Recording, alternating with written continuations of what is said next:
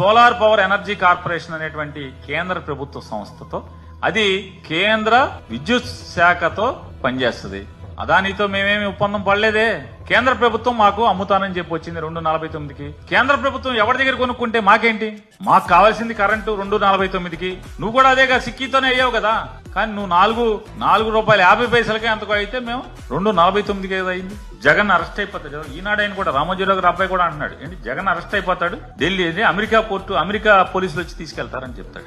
America పోలీసులు వచ్చి తీసుకెళ్లే లెక్క అయితే మమ్మల్ని ఎందుకు తీసుకెళ్తాడు? కేంద్ర ప్రభుత్వంలో అప్పుడున్న కేంద్ర మంత్రి నేను సిక్కీ చైర్మన్ ని వాళ్ళని తీసుకెళ్లాలి, మమ్మల్ని ఎందుకు తీసుకెళ్తారు? మా ఒప్పందం ఎవరితో? జగన్మోహన్ రెడ్డి గారి ప్రభుత్వం ఒప్పందం ఎవరితో? కేంద్ర ప్రభుత్వంతో కదా. అదాని దగ్గర ఎందుకు కొనుక్కుంటున్నారో, ఎంత కొనుక్కుంటున్నారో, ఎలా కొనుక్కుంటున్నారో వాళ్ళు కదా కొనుక్కున్నది. మేము మోడీ ప్రభుత్వం దగ్గర కొనుక్కుంటాక ఒప్పందం అయ్యాం. మేము మోడీ ప్రభుత్వానికి కరెంటు కొంటాం, డబ్బులు కడతాం. మోడీ ప్రభుత్వం ఎవరి దగ్గర కొనుక్కుంటే వాళ్ళు కదా, మాకేం సంబంధం?